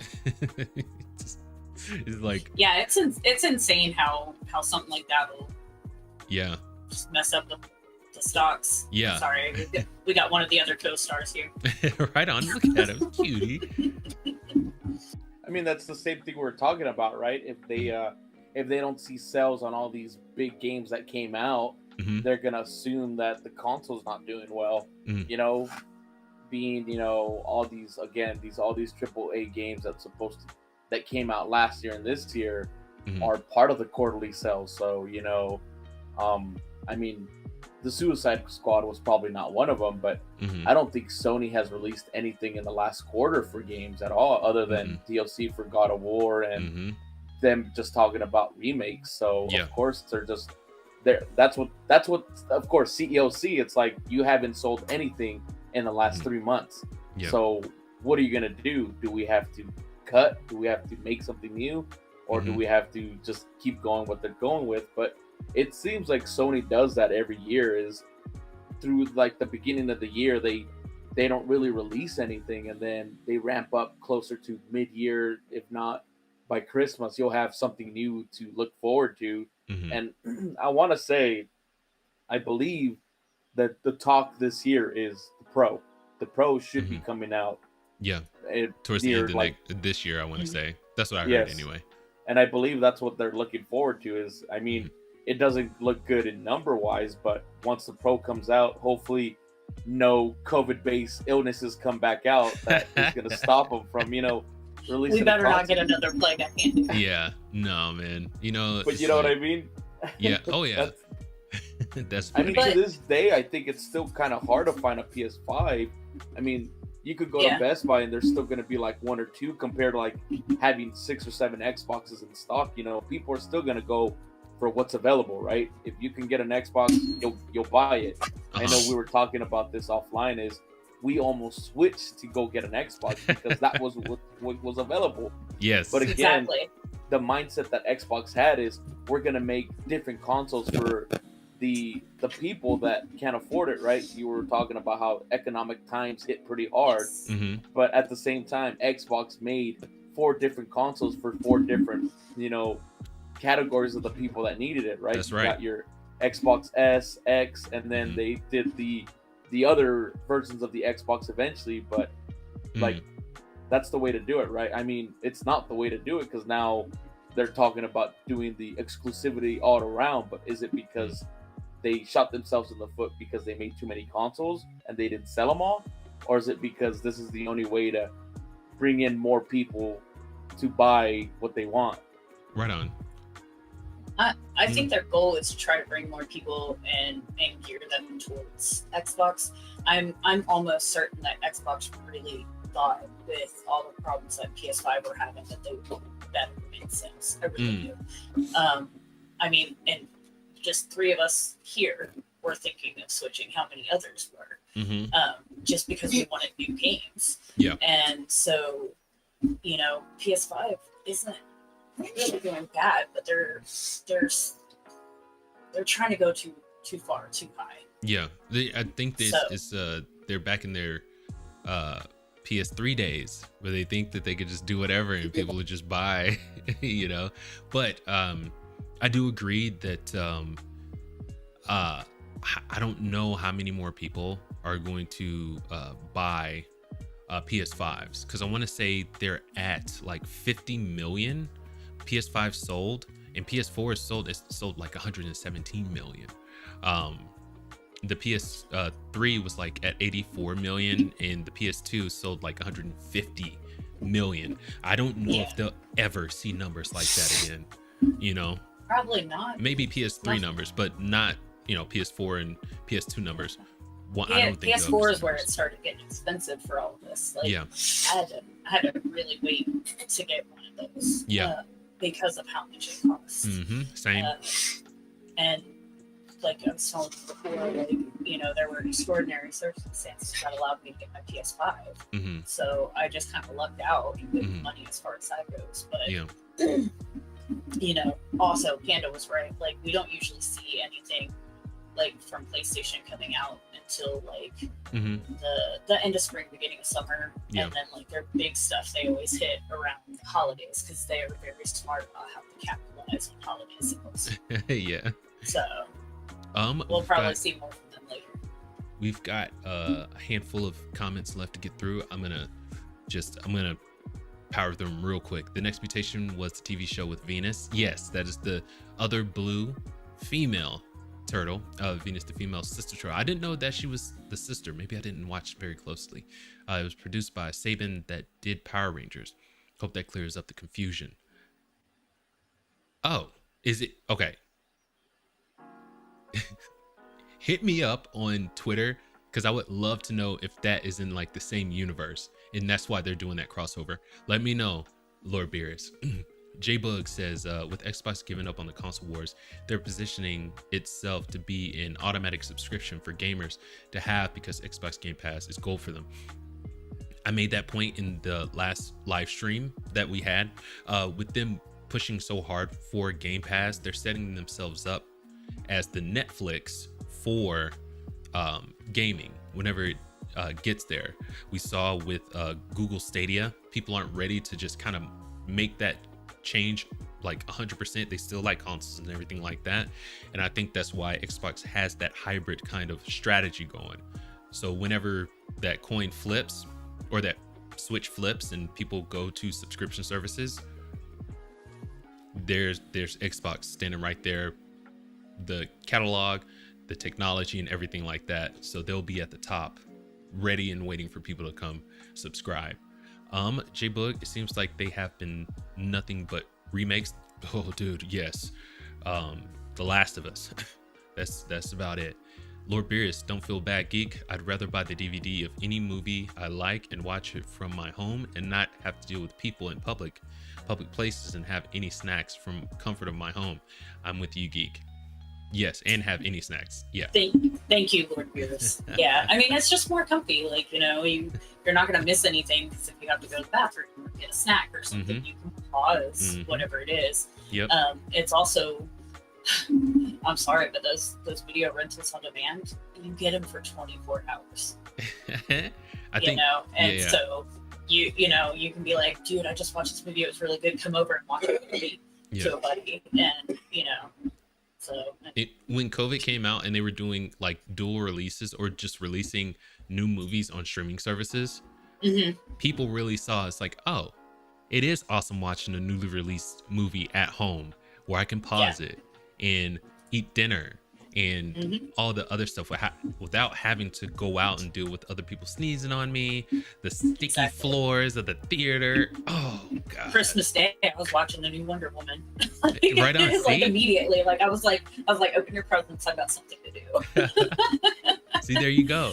And so I think because people don't want to see people, you know, that industry, you know, the theaters, they don't want to see them go kaput. You know, they don't want to see them being rendered, what do you call it? Obsolete. Thank you. You know, I wasn't. We don't want them to go away like roller rinks. Right. Oh gosh, I miss roller rinks so much. I grew up with those things, man. I got really good at skating. I could go backwards and everything, do turns. Hey, there's still one in Nampa, man. There is. I have yet to go there. I will though. But what were we even talking? Oh yeah. Okay, so theaters. I think theaters will go away, and the pandemic gave us a taste of being able to watch new releases at home. So I'm not necessarily against it, but like I said, I don't want to see those people lose their jobs. Yeah. And you know, they are like Kisses. what? Sorry, my son's bribing me for kisses. Yeah, so hang on. That's what you heard. I'm sorry. Right. I thought it was Panda at first. Like, what did you say, man? Anyway, Lord Beer's minions equal talking Twinkies. That's funny. J Bug, but regarding prices in gaming, I don't care how expensive GTA 6 will be, I'm buying it. Yes. And that's what we were talking a couple weeks ago, right? Exactly. It's that loyal fan base that's gonna get it. Mm-hmm. It doesn't matter. I mean, there is. I know that actually there is. There is no. If you're gonna be a loyal fan base, you're gonna buy it. I mean, I support games where I'll buy the collector's edition just because it looks cool and it's supporting the developer, right? Mm-hmm. Yep. Yeah, that's definitely true. And I mean, really, like, you don't want to miss out on the fun of being like the first people in that game. So I do get it. Like, if you've got the money, go for it. You know, I mean, I know my son better save up his allowance if he wants it right away. We will have these, okay? Yeah, like I'm a gamer too. Gotta let me game too. Yeah. Like, honestly, I like, people are always saying like, oh yeah, wait up maybe a week or so because that's when the game gets better with all the updates. I'm like, no, man, I want to be in there when I glitch to the floor and I'm laughing my ass off. They missed something.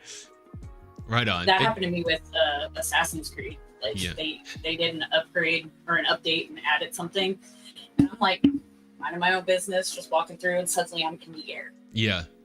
And I'm like, what's happening? And it took like 10 minutes for me to fall back to my desk. Awesome. Like, you know, and there were times that my longboat would just be like, I'd be sailing down the river, and next thing you know, I'm like in a tree, just randomly. Yeah. I love stuff like that. I'm like, yes, give it to me. Right on. But J Bug, it's fun stuff. GTA 6, that's like the exception, not the rule. You know what I mean? They have built a rapport with players and made a freaking fantastic game. So when their fans know that it's going to, and like Gamer said, I want to say last week or the week before, they're going to be able to play this game for the next 5 years. You know what I mean? Yeah. So they can 10 if GTA 5 is any indication. Right. And so people feel comfortable paying that kind of price for a game that they are going to be able to, they're not going to put down for the next 5+ years, you know, or 5 to 10 years, you know. So GTA 6, that's an exception. A lot of these studios who are putting out games and wanting you to pay $70 for them, they're, you know, hoping that you like it. Suicide Squad, they put that game out hoping that you would like it, and it bombed hardcore. So it's back they're not to like making their money back saying, on that, right? Yeah. Your expectations is you're making a game to fund you for the next couple years. You don't make a game just because you think it's gonna be. I mean, you have to make it because it's good, because you're guaranteed people to play it, right? If you make a game and nobody's playing it, well, you screwed yourself, right? You lose the money from the game you made and your future titles. Yeah. And as far as that goes, the devs, I think they're the ones putting their heart and soul into it. These are the projects they want to work on, and you know, whoever's given the okay for them to go ahead and work, they're the ones in the mindset: is this going to make money? Is it not going to make money? So, say the devs are the heart, the management are the brain. Supposed to be, anyway. But yeah.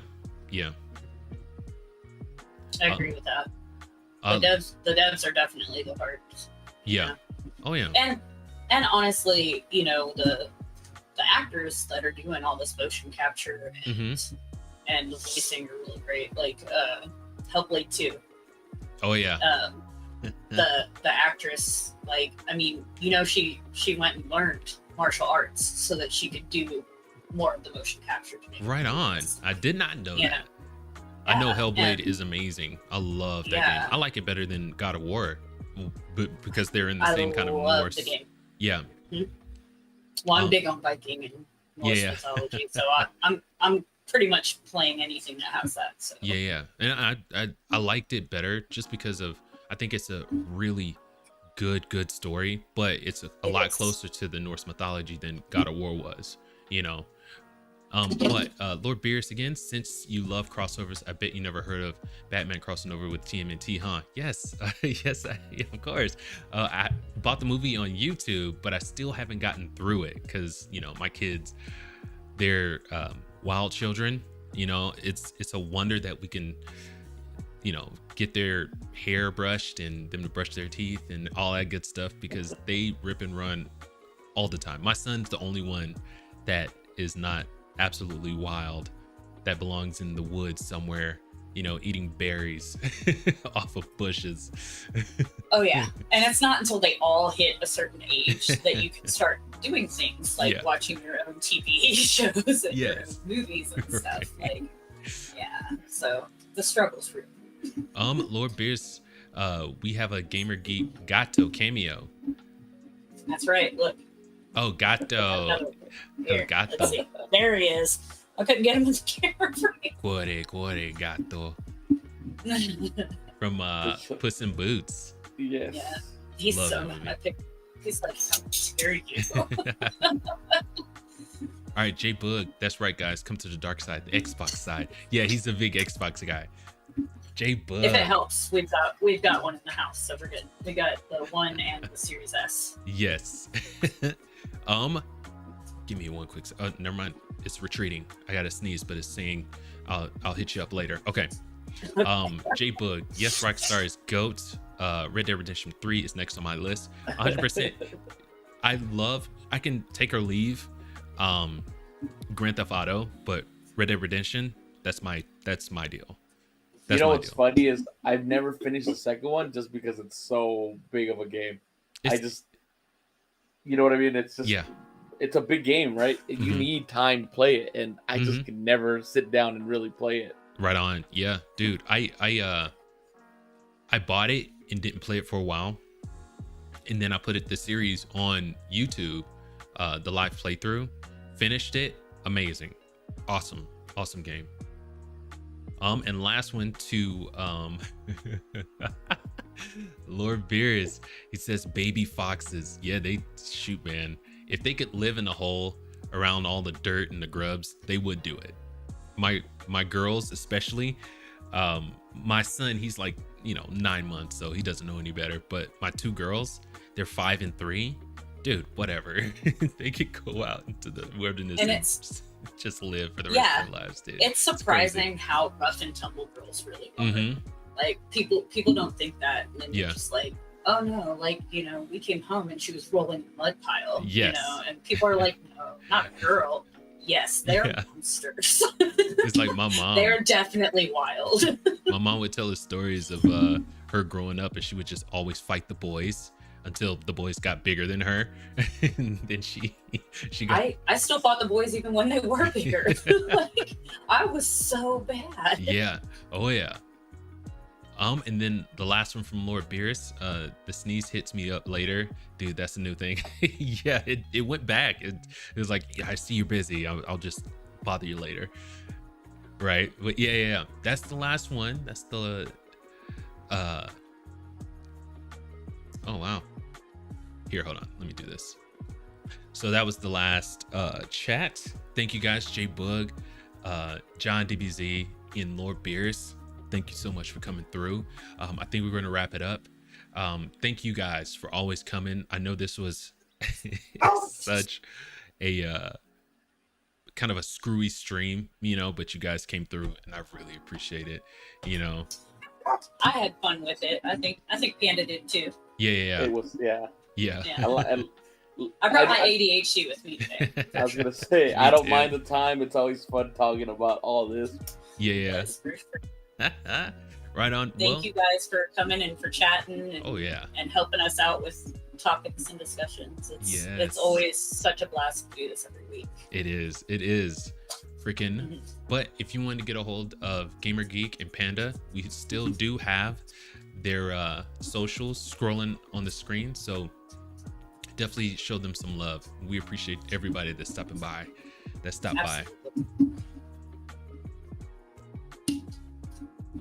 All right, that's all we've got for you today. If you like the live stream, if you like the videos, go ahead and leave a like, and don't forget to subscribe And please go show Gamer Geek and Panda some love.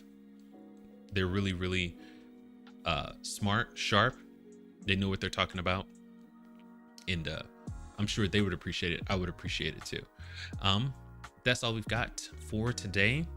You can take advantage of these various links on the side here. It really helps us out. But liking and subscribing is the best thing you do for the channel. But till the next live stream, keep it casual. Peace.